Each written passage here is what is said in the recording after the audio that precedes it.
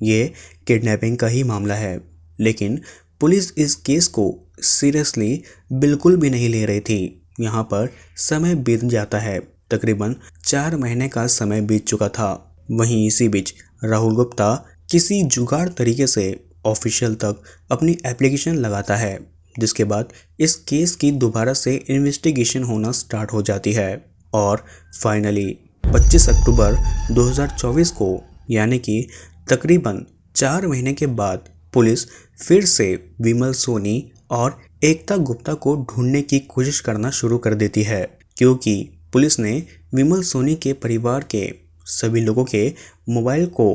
Trace कर रखा था। तो इसी के चलते जब एक दिन विमल ने अपने परिवार में से किसी को कॉल किया तो उसके बाद उसकी लोकेशन मिल जाती है। दरअसल वो पिछले 4 महीनों से जालधर में रह रहा था और इसी इंफॉर्मेशन के आधार पर पुलिस विमल सोनी को गिरफ्तार कर लेती है। अब विमल सोनी को गिरफ्तार करने के बाद जब उससे एकता गुप्ता के बारे में पूछताछ की जाती है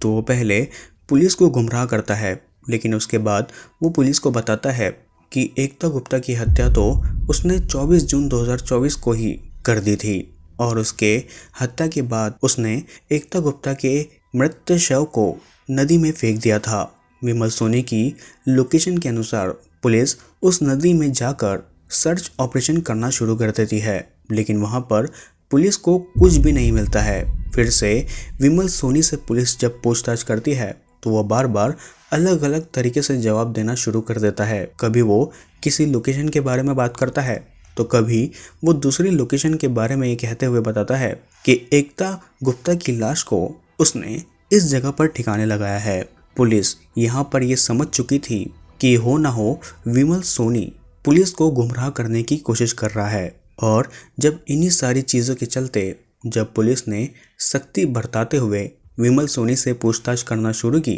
तो वो इस बार टूट गया और उसने हार कर पुलिस वालों से कहा कि आप मेरे साथ चलिए, मैं आपको दिखाता हूँ कि मैंने एकता गुप्ता की लाश को कहाँ पर ठिकाने लगाया है। वही विमल सोनी पुलिस की टीम को लेकर कानपुर के एक डीएम ऑफिस कंपाउंड में ले जाता है और वहाँ पर इशारा करते हुए कहता है कि इस गड्ढे को खोदिए, इसी के अंदर मैंने एकता गुप्ता की लाश को ठिकाने लगाया था। ये सुनकर वहाँ पर खड़े पुलिस कर्मियाँ काफ़ी ज़्यादा हैरान हो जाते हैं, क्योंकि जिस जगह पर वे लोग खड़े थे वे कानपुर के